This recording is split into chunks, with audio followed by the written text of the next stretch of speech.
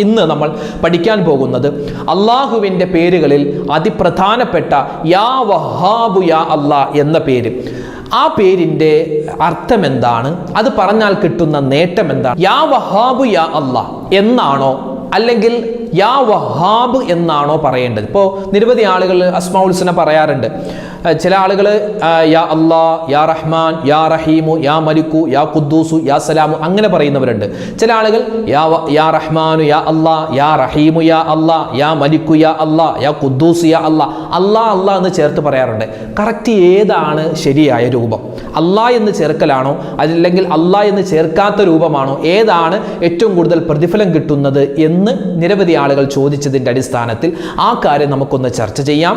മാത്രമല്ല യാ വഹാബു യാ അല്ലാ എന്നൊരു മനുഷ്യൻ പറഞ്ഞാൽ അവനിക്ക് കിട്ടുന്ന അമ്പരപ്പിക്കുന്ന ശ്രേഷ്ഠതകൾ, ആ ഇസ്മിൻ്റെ നിരവധി നേട്ടങ്ങൾ മഹത്തുക്കളായ പണ്ഡിതന്മാർ നമുക്ക് പറഞ്ഞു തരുന്നുണ്ട്. ആ നേട്ടങ്ങൾ ഏതൊക്കെയാണ് നമുക്കൊന്ന് കേൾക്കാം. അല്ലാഹു സുബ്ഹാനഹു വ തആല ഈ ഇസ്മ മുറുകെ പിടിക്കുന്നവരുടെ കൂട്ടത്തിൽ നമ്മളെല്ലാവരെയും ഉൾപ്പെടുത്തി അനുഗ്രഹിക്കട്ടെ. ആമീൻ. അസ്സലാമു അലൈക്കും വറഹ്മത്തുള്ളാഹി വബറകാതുഹു. ബിസ്മില്ലാഹിർ റഹ്മാനിർ റഹീം. അൽഹംദുലില്ലാഹി റബ്ബിൽ ആലമീൻ. അല്ലാഹുമ്മ സ്വല്ലി വസല്ലിം വബാരിക അലാ റസൂലിക സയ്യിദിനാ മുഹമ്മദിൻ വഅലാ ആലി സയ്യിദിനാ വ മൗലാന മുഹമ്മദ്. സ്നേഹ ബഹുമാനം നിറഞ്ഞ ശബ്ദം കേൾക്കുന്ന നമ്മുടെ ക്ലാസ്സിലൊക്കെ സ്ഥിരമായി പങ്കെടുക്കുന്ന ഉമ്മമാരെ, ഉപ്പമാരെ, സഹോദരി സഹോദരന്മാരെ, നമുക്ക് യാ വഹാബു യാ അല്ലാ എന്ന അള്ളാഹുവിൻ്റെ അതിശ്രേഷ്ഠമായ ആ പേരിൻ്റെ മഹത്വവും അതിൻ്റെ ശ്രേഷ്ഠതയും എന്താണെന്നും അതിൻ്റെ അർത്ഥം എന്താണെന്നും അതെങ്ങനെയാണ് പറയേണ്ടത്, അതേതൊക്കെ സമയത്താണ് നമ്മൾ പറയേണ്ടത് എന്നൊക്കെ വിശദമായി നമുക്കൊന്ന് പഠിക്കാം. കാരണം നിരവധി ആളുകൾ ആ ഒരു പേര് പറയാറുണ്ട്, അല്ലെങ്കിൽ ആ പേര് ചിലപ്പോൾ മൈൻഡ് ചെയ്യാതെ ശ്രദ്ധിക്കാതെ പോകുന്ന ആളുകളുമുണ്ട്. ഇപ്പം നമ്മുടെ കൂട്ടത്തിൽ തന്നെ പേരിടുമ്പോൾ, നമ്മുടെ മക്കൾക്കൊക്കെ പേരിടുമ്പോൾ അള്ളാഹുവിൻ്റെ അസ്മാഉൽ ഹുസ്നയിൽപ്പെട്ട നിരവധി പേര് നമ്മുടെ മക്കൾക്ക് നമ്മൾ ഇടാറുണ്ട്. പക്ഷെ ഇന്നത്തെ കാലത്ത് വളരെ കുറവാണ്. പണ്ടൊക്കെ നമ്മുടെ വാപ്പയുടെ അല്ലെങ്കിൽ നമ്മുടെ വല്ലുപ്പാമാരുടെ പേരൊക്കെ നോക്കിയാൽ അബ്ദുൽ മജീദ് എന്നുണ്ട്, അബ്ദുൽ ഖാദർ, അബ്ദുൽ റഹ്മാൻ, അതുപോലെ തന്നെ അബ്ദുൽ വഹാബ്, അതുപോലെ അബ്ദുൽ കരീം, ഇങ്ങനെ ഒരുപാട് അള്ളാഹുവിൻ്റെ 99 പേരുകളിൽ ബഹുഭൂരിപക്ഷം പേരും നമ്മുടെ വല്ലുപ്പമാർക്കൊക്കെ ഉണ്ട്. പക്ഷെ ഇന്ന് നമുക്കതില്ല, നമ്മുടെ മക്കൾക്ക് നമ്മളത് ഇടാറില്ല. നമ്മളും അത് എന്താണ്, നമുക്ക് ആ പേരുണ്ടെങ്കിൽ നമുക്കൊരു ചമ്മലാണ്. മജീദ് അല്ലെങ്കിൽ കരീം, വഹാബ്, റസാഖ് അതൊക്കെ ഒരു പഴഞ്ചൻ പേരാണ് എന്ന് നമ്മളിൽ ബഹുഭൂരിപക്ഷം ആളുകളും കരുതി വച്ചിരിക്കുകയാണ്. പക്ഷെ അങ്ങനെയല്ല. അള്ളാഹുവിന് ഏറ്റവും ഇഷ്ടപ്പെട്ട പേരുകളാണ് ഈ 99 പേരുകൾ. അത് ഒരാൾക്ക് ഇടുന്നുണ്ട് എങ്കിൽ അതിൽ ആ ഒരു ഇസ്മിൻ്റെ അർത്ഥം എന്താണോ ആ ഒരു അർത്ഥത്തിൻ്റെ ആ ഒരു സ്വഭാവ മഹിമ അള്ളാഹു തആല അവനിക്കും കൊടുക്കും. ഇപ്പോൾ അള്ളാഹുവിൻ്റെ ഇസ്മുകളിൽപ്പെട്ട ഒരു പേരാണ് കരീം. യാ കരീമു യാ അല്ലാ. കരീം എന്ന് പറഞ്ഞാൽ മാന്യൻ എന്നാണ് അതിൻ്റെ അർത്ഥം. മാന്യൻ എന്നാണ് അതിൻ്റെ അർത്ഥം. അപ്പോൾ ഞാൻ എൻ്റെ മോനിക്ക്, ഞാൻ എൻ്റെ കുട്ടിക്ക് അള്ളാഹുവിൻ്റെ ഈ 99 പേരുകളിൽപ്പെട്ട ഏതെങ്കിലും ഒരു പേര് ഇടുകയാണ്, അവൻ്റെ പേരായിട്ട് ഞാൻ ഇത് സെലക്ട് ചെയ്യുകയാണ്. അപ്പോൾ എൻ്റെ മനസ്സിലുണ്ട്, അള്ളാഹുവേ നിൻ്റെ പേരാണ് ഞാൻ ഇടുന്നത്, കരീം എന്ന പേരാണ് ഞാൻ ഇടുന്നത്, അതുകൊണ്ട് നീ മാന്യനാണ്, എൻ്റെ മകനെയും നീ മാന്യനാക്കണേ എന്ന് മനസ്സിൽ കരുതി, അതായത് ആ ഇസ്മിൻ്റെ അർത്ഥം മനസ്സിലാക്കി ഇതുപോലെ ഈ ഇസ്മിൻ്റെ അർത്ഥം പോലെ നല്ല സ്വഭാവത്തിൻ്റെ ഉടമയാക്കി എൻ്റെ മകനെ മാറ്റണേ എന്ന് നമ്മൾ മനസ്സിൽ കരുതിയിട്ട് ആ പേര് നമ്മുടെ മക്കൾക്ക് ഇട്ടാൽ അതുപോലെയാകും. നമ്മുടെ മക്കൾക്ക് അള്ളാഹുവിൻ്റെ ഈ 99 പേരുകളിൽ ഏതെങ്കിലും ഒരു പേരിട്ടാൽ വെറുതെ ഇടരുത്. ഇപ്പോൾ കരീം വെറും കരീമല്ല, അബ്ദുൽ കരീമാൻ. അതായത് കരീം എന്നത് അള്ളാഹിൻ്റെ പേരാണ്. അപ്പോൾ അബ്ദുൽ കരീം, കരീമായ അള്ളാഹുവിൻ്റെ അടിമ. അല്ലെങ്കിൽ മജീദ്, അബ്ദുൽ മജീദ് എന്നാണ് നമ്മൾ ഇടേണ്ടത്. മക്കൾക്ക് പേരിടുമ്പോൾ അബ്ദുൽ മജീദ് എന്നാണ്. ഇനി ഒരാളെ നമ്മൾ വിളിക്കുകയാണെങ്കിലും അങ്ങനെ വിളിക്കണമെന്നാണ്. ഇപ്പോൾ നമ്മുടെ കൂട്ടത്തിൽ എത്രയോ അബ്ദുൽ ഖാദർ എന്ന് പേരുള്ള ആളുകളുണ്ട്, അല്ലെങ്കിൽ അബ്ദുറഹ്മാൻ എന്ന് പേരുള്ള ആളുകളുണ്ട്. നമ്മൾ അബ്ദുറഹ്മാൻ എന്ന് പേരുള്ള ആളുകളെ അബ്ദുറഹ്മാനെ എന്നല്ലല്ലോ വിളിക്കുക. നമ്മൾ അബ്ദുറഹ്മാൻ ചുരുക്കി അന്ത്രു എന്ന് വിളിക്കാറുണ്ട്. അതുപോലെ തന്നെ മജീദ് എന്ന പേരുള്ള, കരീം എന്ന പേരുള്ള ആളുകളെ നമ്മൾ കരീം, മജീദ് എന്നൊക്കെയാണ് വിളിക്കാറ്. പക്ഷെ സത്യത്തിൽ അങ്ങനെയല്ല. അബ്ദുൽ മജീദ് അല്ലെങ്കിൽ അബ്ദുൽ കരീം, അബ്ദുൽ ഷുക്കൂർ അങ്ങനെയൊക്കെയാണ് നമ്മൾ വിളിക്കേണ്ടത്. അപ്പോൾ അത് മറന്നു പോകണ്ട കേട്ടോ. അപ്പോൾ ഇൻഷാ അല്ലാഹ് നമ്മൾ ഇന്നിവിടെ സംസാരിക്കുന്നത് യാ വഹാബു യാ അല്ലാ എന്ന അള്ളാഹുവിൻ്റെ ആ പേര്, അതിൻ്റെ ശ്രേഷ്ഠത കേട്ടോ. ഇനി പറയുന്ന കാര്യങ്ങളൊക്കെ മഹാനായ യൂസുഫുൻ നബഹാനി റഹ്മത്തുള്ളാഹി അലൈഹി അവിടുത്തെ കിതാബാകുന്ന സആദത്തുദ്ദാറൈൻ എന്ന കിതാബിൽ പറയുന്ന കാര്യങ്ങളാണ്. പിന്നെ ഈ യാ വഹാബ്, യാ വഹാബ് എന്ന് പറയലാണോ അതോ യാ വഹാബു യാ അല്ലാ എന്ന് പറയലാണോ ശ്രേഷ്ഠത? ഇപ്പൊ അള്ളാന്റെ നമ്മൾ 99 പേര് പറയുന്നു, അസ്മാഉൽ ഹുസ്ന പറയുകയാണ്, യാ റഹ്മാൻ, യാ റഹീം, യാ മലികു, യാ ഖുദ്ദൂസ്, യാ സലാമു, യാ മുഅ്മിനു എന്ന് പറയുന്നതിനേക്കാൾ നല്ലത് യാ റഹ്മാനു യാ അല്ലാ, യാ റഹീമു യാ അല്ലാ, യാ മലികു യാ അല്ലാ, യാ ഖുദ്ദൂസ് യാ അല്ലാ, യാ സലാമു യാ അല്ലാ, യാ മുഅ്മിനു യാ അല്ലാ, യാ മുഹൈമിനു യാ അല്ലാ. അല്ലാ അല്ലാ എന്ന് ചേർത്ത് പറയലാണ് ഏറ്റവും ശ്രേഷ്ഠത. ഏറ്റവും പ്രതിഫലം കൂടുതൽ കിട്ടുന്നത് അങ്ങനെ പറയലാണ്. അപ്പോൾ ഇൻഷാ അല്ലാഹ് അങ്ങനെ പറയാൻ പ്രത്യേകം ശ്രദ്ധിക്കണം. അങ്ങനെ അസ്മാഉൽ ഹുസ്ന പറയുന്നവര്. യാ വഹാബ് എന്ന ആ ഒരു വാക്കിന്റെ അർത്ഥം തിരികെ ഒരു ഉപകാരവും പ്രതീക്ഷിക്കാതെ ഒരുപാട് ദാനം ചെയ്യുന്നവൻ എന്നാണ് വഹാബ് എന്ന വാക്കിന്റെ അർത്ഥം. ഇപ്പോൾ ഒരു ഉദാഹരണം പറഞ്ഞാൽ, നമ്മുടെ അയൽവാസിയായ ഒരാളുടെ മകൻ്റെയോ മകളുടെയോ നിക്കാഹ്, കല്യാണം വരുന്നു, അല്ലെങ്കിൽ മറ്റൊരാളുടെ പെരതാമസം, വീട് താമസം, അതിന് നമ്മളൊരു 500 രൂപ കൊണ്ടുപോയി കൊടുത്തു. നമ്മുടെ മനസ്സിൽ എന്താ, എൻ്റെ മകളുടെ കല്യാണത്തിലും അതെനിക്ക് തിരിച്ച് കിട്ടും, അല്ലെങ്കിൽ കിട്ടണം. നമ്മൾ നമ്മുടെ അയൽവാസിയായ ഒരാളുടെ വീട് താമസത്തിന് ഒരു 500 രൂപ കൊടുത്തു, അല്ലെങ്കിൽ ഒരു ഗിഫ്റ്റ് കൊടുത്തു. നമ്മുടെ മനസ്സിൽ എന്താ, എൻ്റെ വീടിൻ്റെ അല്ലെങ്കിൽ എൻ്റെ മകൻ്റെ വീടിൻ്റെ പാല് കാച്ചലിന്, വീട് താമസത്തിന് ഞാൻ വിളിക്കുന്ന സമയത്ത് ഇതുപോലെ തന്നെ എനിക്ക് തിരിച്ചു തരണം എന്നാണ് പറയുന്ന എൻ്റെയും കേൾക്കുന്ന നമ്മുടെയൊക്കെ മനസ്സിലുണ്ടാവാറുള്ളത്. സാധാരണ അങ്ങനെയാണ് അല്ലേ, മനുഷ്യനാണ്, അങ്ങനെയാണ് നമ്മുടെ മനസ്സിലുണ്ടാവുക. പക്ഷേ ഇവിടെ അള്ളാഹുവിനെ പറ്റി പറഞ്ഞത് യാ വഹാബ് എന്ന പേരിന്റെ അർത്ഥം പറയുന്നത് തിരികെ ഒരു ഉപകാരവും പ്രതീക്ഷിക്കാതെ ഒരുപാട് ദാനം ചെയ്യുന്നവരെന്നാണ്. അള്ളാഹു നമുക്ക് എത്രയോ സഹായങ്ങൾ തരുന്നു അല്ലെ, നമുക്ക് വെള്ളം തരുന്നു, ഭക്ഷണം തരുന്നു, എത്രയോ അനുഗ്രഹങ്ങൾ തരുന്നു. ഇതൊന്നും നമ്മളിൽ നിന്നും അള്ളാഹു ഒന്നും പ്രതീക്ഷിക്കുന്നില്ല. അള്ളാഹുവിൽ നിന്നും നമ്മൾ പ്രതീക്ഷിക്കുന്നു, നമ്മളിൽ നിന്നും അള്ളാഹു ഒന്നും പ്രതീക്ഷിക്കുന്നില്ല. അതായത് ലോകത്തിലുള്ള മുഴുവൻ മനുഷ്യരും അള്ളാഹുവിന് സുജൂദ് ചെയ്യുന്നു, അള്ളാഹുവിന് വഴിപ്പെടുന്നു എങ്കിൽ അള്ളാഹുക്ക് ഒരു നേട്ടവുമില്ല. ഇനി ലോകത്തുള്ള എല്ലാവരും അള്ളാഹുവിന് എതിര് പ്രവർത്തിക്കുകയാണ്, എന്നാൽ അള്ളാഹുവിനൊന്നും സംഭവിക്കുന്നില്ല. അപ്പൊ നമ്മൾ നിസ്കരിച്ചത് കൊണ്ടൊന്നുമല്ല അള്ളാഹു താല ജീവിച്ചിരിക്കുന്നു. നമ്മൾ നിസ്കരിച്ചാലും ഇല്ലെങ്കിലും അള്ളാഹു താലക്ക് ഒരു കുഴപ്പമില്ല. പക്ഷേ കുഴപ്പം നമുക്കാണ്. നിസ്കരിച്ചില്ലെങ്കിൽ കുഴപ്പം നമുക്കാണ്, നിസ്കരിച്ചാൽ നേട്ടവും നമുക്കാണ്.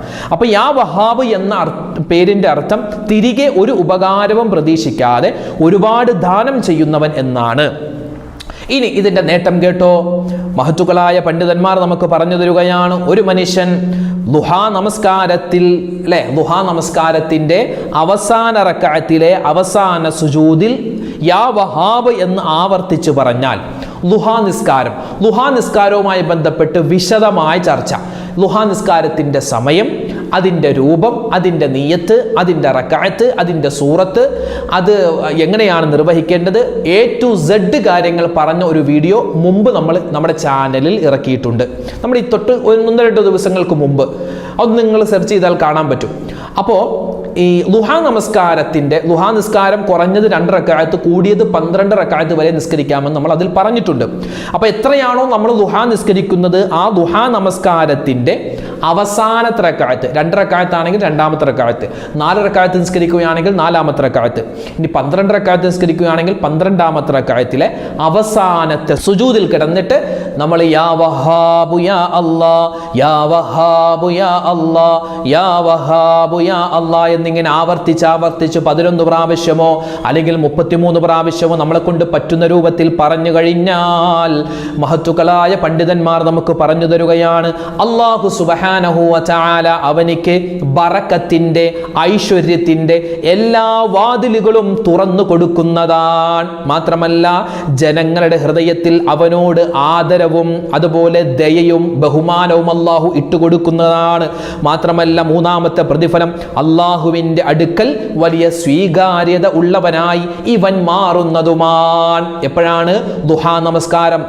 ഏത് നമസ്കാരത്തിലും പറയാം, പക്ഷെ ഇവിടെ മഹത്തുക്കൾ പറയുന്നു ദുഹാ നിസ്കാരത്തിലാണ്. ദുഹാ നിസ്കാരത്തിന്റെ അവസാനത്തെ റക്അത്തിലെ അവസാനത്തെ സുജൂദിൽ യാ വഹാബ് യാ അല്ലാ എന്ന് പറ്റുന്നത് പോലെ 1, 2, 3, 4 എത്രയാണോ നമുക്ക് പറ്റുന്നത് അത്രയും പെട്ടെന്ന് നമ്മളത് പറഞ്ഞാൽ യാ വഹാബ് യാ അല്ലാ, യാ വഹാബ് യാ അല്ലാ മനസ്സിലിങ്ങനെ കൊണ്ടുവരണം. നമ്മുടെ പ്രയാസങ്ങൾ, പ്രശ്നങ്ങളൊക്കെ ഇങ്ങനെ മാറണം എന്നുള്ള ചിന്ത നമ്മൾ കൊണ്ടുവന്നാൽ 3 പ്രതിഫലമുണ്ട്. 3 നമ്മളിവിടെ പറഞ്ഞു കഴിഞ്ഞു. മഹാനായ ഇമാം ശിബിലി റഹ്മത്തുള്ളാഹി അലൈഹി റിപ്പോർട്ട് ചെയ്യുന്ന ഒരു കാര്യം, ഒരു സംഭവം. വലിയ ഒരു പണ്ഡിതനായിരുന്നു അബൂ അലിയു സഖഫി റഹ്മത്തുള്ളാഹി അലൈഹി. അബൂ അലിയു സഖഫി റഹ്മത്തുള്ളാഹി അലൈഹിയോട് അവിടുത്തെ ശിഷ്യന്മാർ ചോദിക്കുകയാണ്, ഉസ്താദെ നിങ്ങൾ നിങ്ങളുടെ ജീവിതത്തിൽ ഏറ്റവും കൂടുതൽ പറയുന്ന, അധികമായി ചൊല്ലുന്ന ഇസ്മ ഏതാണ് എന്ന് ചോദിച്ചപ്പോൾ ശിഷ്യന്മാർക്ക് മറുപടിയായി മഹാനവറുകൾ പറഞ്ഞത്, ഞാൻ എൻ്റെ ജീവിതത്തിൽ ഏറ്റവും കൂടുതൽ പറയുന്നതും പറയാൻ ആഗ്രഹിച്ചതുമായ ഒരു ഇസ്മ യാ വഹാബു യാ അല്ലാ, യാ വഹാബു യാ അല്ലാ എന്ന ഇസ്മാണ്. ഈ ഒരു ഇസ്മ നിത്യമാക്കാൻ തുടങ്ങിയപ്പോൾ അള്ളാഹു വലിയ ധനികനാക്കി മാറ്റി. ധനികൻ എന്ന് പറഞ്ഞാൽ അത് സാമ്പത്തികമായ, നമുക്ക് ദുന്യവിയായ സാമ്പത്തികമായ നേട്ടമുണ്ടാവലാവട്ടെ, അല്ലെങ്കിൽ ആഖിറത്തിൽ വലിയ നേട്ടം, ഒരുപാട് ഇബാദത്ത് ചെയ്യാനുള്ള ഒരു തോന്നൽ, ഒരു ആരോഗ്യം, അത്. അപ്പൊ ധനികനാക്കി എന്ന് പറഞ്ഞാൽ ആത്മീയപരമായ ധനികനാക്കി എന്നാവാം, അല്ലെങ്കിൽ ദുന്യവിയായ ധനികനാക്കി എന്നുമാവാം. അപ്പൊ എന്തായാലും വലിയ സാമ്പത്തിക ഭദ്രത അല്ലെങ്കിൽ ആത്മീയമായ ഉന്നതി കിട്ടാൻ യാ വഹാബ് യാ അല്ലാ എന്ന ഇസ്മ വളരെ ധാരാളമായി നമ്മൾ പറയേണ്ടതുണ്ട്. വീണ്ടും മഹത്തുക്കളായ പണ്ഡിതന്മാർ പറയുന്നു, ഒരു മനുഷ്യൻ അവൻ യാ വഹാബു യാ അല്ലാ എന്ന ഇസ്മ, യാ വഹാബു യാ അല്ലാ, യാ വഹാബു യാ അല്ലാ, യാ വഹാബു യാ അല്ലാ എന്ന് അയാൾ ഇങ്ങനെ ആവർത്തിച്ചിങ്ങനെ പറയുകയാണ്. അങ്ങനെ ആവർത്തിച്ച് പറഞ്ഞിട്ട് ഒരു ദുആ അവൻ 6 പ്രാവശ്യം പറഞ്ഞാൽ, ഒരു ദുആ അവൻ 6 പ്രാവശ്യം പറഞ്ഞാൽ അവൻ്റെ ദുആ അള്ളാഹു സ്വീകരിക്കും, അത് ഉറപ്പാണ്. നിരവധി അനുഭവങ്ങൾ മഹത്തുക്കളായ പണ്ഡിതന്മാർ നമുക്ക് പറഞ്ഞു തരുന്നുണ്ട്. അപ്പോൾ യാ വഹാബ് യാ അല്ലാ എന്ന് ആവർത്തിച്ച് നമ്മളിങ്ങനെ പറയുക. പറഞ്ഞിട്ട് ഒരു ദുആ, ഏതാണ് ആ ദുആ? അല്ലാഹുമ്മ ഹബിലി മിൻ റഹ്മതിക മാ ലാ യുംസികുഹു അഹദുൻ ഗൈറുക, അല്ലാഹുമ്മ ഹബിലി മിൻ റഹ്മതിക മാ ലാ യുംസികുഹു അഹദുൻ ഗൈറുക. അല്ലാഹുവേ പടച്ചവനെ, നിന്റെ റഹ്മത്ത്, നിന്റെ കരുണയിൽ നിന്നും എനിക്ക് നീ ഓശാരമായി തരണേ അല്ലാ. അല്ലാഹുവേ, നീയല്ലാതെ വേറെ ആരും എനിക്ക് തരാനില്ല. നിന്റെ റഹ്മത്ത് തരാൻ നീയല്ലാതെ മറ്റാരുമില്ല. നീ നിന്റെ റഹ്മത്ത് തടഞ്ഞാൽ വേറെ ആരും നിന്റെ കാരുണ്യം എനിക്ക് തരാനില്ല റബ്ബേ എന്ന ദുആ. അല്ലാഹുമ്മ ഹബിലി മിൻ റഹ്മതിക മാ ലാ യുംസികുഹു അഹദുൻ ഗൈറുക എന്ന ദുആ ഒരാൾ 6 പ്രാവശ്യം പറഞ്ഞ് എന്നിട്ട് അവൻ ദുആ ചെയ്താൽ അല്ലാഹു അവന്റെ ദുആ സ്വീകരിക്കുന്നതാണ്. ഉമ്മമാരെ, മുഅ്മിനീങ്ങളെ, ഉപ്പമാരെ, ഇത് മനസ്സിലാക്കി വെക്കണേ. വിശുദ്ധമായ ഖുർആനിൽ അല്ലാഹു തആല പറയുന്നുണ്ട് ഒരു ആയത്ത്. ഏതാണ് ആയത്ത്? റബ്ബനാ ലാ തുസിഉ ഖുലൂബനാ ബഅദ ഇദ് ഹദൈതനാ വഹബ് ലനാ മിൻ ലദുൻക റഹ്മതൻ ഇന്നക അൻതൽ വഹ്ഹാബ്. വിശുദ്ധമായ ഖുർആനിൽ ഒരു ആയത്താണ്. ഏതായത്ത്? റബ്ബനാ ലാ തുസിഉ ഖുലൂബനാ ബഅദ ഇദ് ഹദൈതനാ വഹബ് ലനാ മിൻ ലദുൻക റഹ്മതൻ ഇന്നക അൻതൽ വഹാബ്. അല്ലാഹുവേ, ഞങ്ങളൊക്കെ നീ മുസ്ലിമാക്കിയിട്ടുണ്ട്. മുസ്ലിമാക്കിയതിന് ശേഷം, ഞങ്ങളുടെയൊക്കെ ഹൃദയത്തിൽ ഈമാൻ നൽകിയതിന് ശേഷം ഞങ്ങളുടെ ഈമാനിന് നീ ഊരി മാറ്റല്ലേ അല്ലാ, ഊരി മാറ്റല്ലേ റബ്ബേ എന്നർത്ഥം വരുന്ന ഈ ആയത്ത് ഒരു മനുഷ്യൻ എല്ലാ ഫർദ് നമസ്കാരത്തിന് ശേഷവും 7 പ്രാവശ്യം ഓതിയാൽ, 7 പ്രാവശ്യം അവൻ പറഞ്ഞാൽ, ഈ ഒരു ദുആ 7 പ്രാവശ്യം പറഞ്ഞാൽ അല്ലാഹു സുബ്ഹാനഹു വ തആല അവനക്ക് ഈമാൻ ഉറപ്പിച്ചു കൊടുക്കുകയും നിഫാഖിൽ നിന്നും അതുപോലെ കുഫറിൽ നിന്നും അല്ലാഹു അവനക്ക് സംരക്ഷണം കൊടുക്കും. കാരണം ഈ ആയത്തിന്റെ ഏറ്റവും അവസാനം പറയുന്ന വാക്ക് ഇന്നക അൻതൽ വഹാബ്. അല്ലാഹുവേ, നിശ്ചയമായും നീ വഹാബാകുന്നു, വഹാബാകുന്നു. അതായത് ആ ഒരു ഇസ്മിന്റെ പവറെ, വഹാബ് എന്നായ ഒരു ഇസ്മിന്റെ പവർ അല്ലാഹുവേ, അതായത് ഈ ഒരു ദുആ റബ്ബനാ ലാ തുസിഉ ഖുലൂബനാ ബഅദ ഇദ് ഹദൈതനാ വഹബ് ലനാ മിൻ ലദുൻക റഹ്മതൻ ഇന്നക അൻതൽ വഹാബ് എന്ന ഈ ഒരു ആയത്ത് നമ്മൾ 7 പ്രാവശ്യം ആവർത്തിച്ച് എല്ലാ നിസ്കാരത്തിന് ശേഷം പറ്റുന്നത് പോലെ പറയുക. പറഞ്ഞാൽ ഈമാൻ ഉറക്കും, നിഫാഖിൽ നിന്നും കുഫറിൽ നിന്നൊക്കെ വലിയ രക്ഷയുണ്ടാകും. ഇനിയോ യാ വഹാബ് എന്ന ഇസ്മിന്റെ എണ്ണം 20 ആണ്. ഈ അലിഫ് മുതൽ യാ വരെയുള്ള അറബി അക്ഷരങ്ങൾ, ഓരോ അക്ഷരത്തിനും വ്യത്യസ്തമായ എണ്ണങ്ങളുണ്ട്, വ്യത്യസ്തമായ എണ്ണങ്ങളാണ്. യാ വഹാബ് എന്ന ഇസ്മിന്റെ എണ്ണം 20 ആണ്. ഈ 20 എണ്ണം എല്ലാ ഫർദ് നമസ്കാരത്തിന് ശേഷം പതിവാക്കിയാൽ നമ്മൾ ഇതുവരെ പറഞ്ഞ എന്തെല്ലാം നേട്ടങ്ങളുണ്ടോ അത് മുഴുവനും അല്ലാഹു തരും. അപ്പോൾ എല്ലാ ഫർദ് നമസ്കാരങ്ങൾക്ക് ശേഷം 20 പ്രാവശ്യം വീതം യാ വഹാബ് യാ അല്ലാ, യാ വഹാബ് യാ അല്ലാ, യാ വഹാബ് യാ അല്ലാ, യാ വഹാബ് യാ അല്ലാ, യാ വഹാബ് യാ അല്ലാ എന്ന് നമ്മളിങ്ങനെ ആവർത്തിച്ച് എല്ലാ നമസ്കാരത്തിന് ശേഷം പറഞ്ഞാൽ കുഫറിൽ നിന്ന് രക്ഷ കിട്ടും, അതുപോലെ നിഫാഖിൽ നിന്ന് രക്ഷ കിട്ടും, നമ്മുടെ ഈമാൻ പാറ പോലെ ഉറക്കും, അള്ളാഹുവിന്റെ വലിയ സഹായവും അതുപോലെ കരുണയും എപ്പോഴും ഉണ്ടാകും, അതുപോലെ തന്നെ ഐശ്വര്യവാനായി മാറും, സാമ്പത്തികമായ ഭദ്രതയുണ്ടാകും, ജനങ്ങളുടെ മനസ്സിൽ നമ്മളോട് ഒരു ഇഷ്ടമുണ്ടാകും. ഇതൊക്കെ ഈ ഒരു ഇസ്മ 20 വട്ടം എല്ലാ നമസ്കാരത്തിന് ശേഷം പറഞ്ഞാൽ കിട്ടുന്നതാണ്. അപ്പോൾ യാ വഹാബ് യാ അല്ലാ എന്ന ഇസ്മിന്റെ നേട്ടങ്ങൾ, അതിന്റെ പ്രതിഫലങ്ങൾ, അതിന്റെ അർത്ഥം, അതിന്റെ എത്ര പ്രാവശ്യമാണ് പറയേണ്ടത്, നിരവധി കാര്യങ്ങൾ നമ്മൾ പറഞ്ഞിട്ടുണ്ട്. അപ്പോൾ ഇൻഷാ അല്ലാഹ് വിശുദ്ധമായ ഖുർആനിൽ അല്ലാഹു പറഞ്ഞല്ലോ വലില്ലാഹിൽ അസ്മാഉൽ ഹുസ്ന ഫദ്ഉഹു ബിഹാ. വിശുദ്ധമായ സൂറത്തുൽ അറാഫിന്റെ 170-ാമത്തെ ആയത്താണ്. അല്ലാഹുവിന് ധാരാളം ഇസ്മുകളുണ്ട്. ആ ഇസ്മുകൾ പറഞ്ഞിട്ട് നിങ്ങൾ ദുആ എന്നാൽ അല്ലാഹു ആ ദുആ സ്വീകരിക്കും. അതുകൊണ്ട് ഇൻഷാ അല്ലാഹ് മുഅ്മിനീങ്ങളെ ഈ യാ വഹാബ് യാ അല്ലാഹ് എന്ന ഇസ്മിന്റെ അതിശ്രേഷ്ഠതകൾ നമ്മൾ പറഞ്ഞിട്ടുണ്ട്. ഇത് ജീവിതത്തിൽ നിത്യമാക്കാൻ ഈ പറഞ്ഞ എനിക്കും കേട്ട നിങ്ങൾക്കും അല്ലാഹു തൗഫീഖ് തന്ന് അനുഗ്രഹിക്കുമാറാവട്ടെ. ആമീൻ യാ റബ്ബൽ ആലമീൻ. അല്ലാഹു തആല നമ്മൾ പറയുന്നതും കേൾക്കുന്നതുമായ കാര്യങ്ങൾ നമ്മുടെ ജീവിതത്തിൽ വലിയ സന്തോഷം കിട്ടുന്ന അല്ലെങ്കിൽ ജീവിതത്തിൽ വലിയ സമാധാനം കിട്ടുന്ന കാര്യങ്ങളാക്കി അല്ലാഹു കബൂലാക്കുമാറാവട്ടെ. നിരവധി ആളുകൾ, എത്രയോ ആളുകളാണ് ഉസ്താദേ ദ്വാരക്കണേ എന്ന് പറഞ്ഞ് ഓരോ വീഡിയോകൾക്ക് താഴെ എഴുതുന്നത്. സത്യം പറഞ്ഞാൽ എനിക്ക് പേടിയാണ് ഇപ്പോൾ കമൻറ്റ് വായിക്കാൻ. കാരണം ഓരോ ആളുകളും വ്യത്യസ്തമായ പ്രയാസങ്ങൾ പറയുമ്പോൾ അവർക്ക് വേണ്ടി നമ്മൾ ദുആ ചെയ്തില്ല എങ്കിൽ നമുക്കത് വലിയൊരു എന്താ പറയുക ശിക്ഷ കിട്ടുമോ എന്ന് തന്നെ പേടിക്കുകയാണ്. കാരണം ഒരുപാട് ആളുകൾ ഒരുപാട് പ്രതിസന്ധികൾ പറഞ്ഞ് ദ്വാരക്കാൻ പറയുന്നുണ്ട്. ഞാൻ ആദ്യം പറയട്ടെ, നിങ്ങൾക്കൊക്കെ വേണ്ടി എപ്പോഴും ദുആ ചെയ്യുന്നുണ്ട്. ഈ ഉസ്താദ് മാത്രം ദുആ ചെയ്താൽ പോരാ, നിങ്ങളുടെ കാര്യം നിങ്ങൾ തന്നെയാണ് അള്ളാഹുവിനോട് ഏറ്റവും കൂടുതൽ പറയുന്നത്. അതുപോലെ ഓരോരുത്തരും അവരവരുടെ കാര്യങ്ങൾ അള്ളാഹുവിനോട് പറയുക. ഇൻഷാ അല്ലാഹ് ദുആ വസിയത്തൊക്കെ പറഞ്ഞോളി. നമ്മളൊക്കെ അതുപോലെ തന്നെ ദ്വാരക്കും. അള്ളാഹു തആല ആരെല്ലാം ദുആ വസിയത്ത് പറഞ്ഞു എല്ലാവരുടെയും എല്ലാ ഹലാലായ മുറാദും ഹാസിലാക്കട്ടെ. എല്ലാ വിഷമങ്ങളും അള്ളാഹു മാറ്റിക്കൊടുക്കട്ടെ. രോഗങ്ങൾ അള്ളാഹു തആല മാറ്റിത്തരുമാറാവട്ടെ. ആമീൻ യാ റബ്ബൽ ആലമീൻ. അസ്സലാമു അലൈക്കും വറഹ്മത്തുള്ളാഹി തആല വബറകാതുഹു.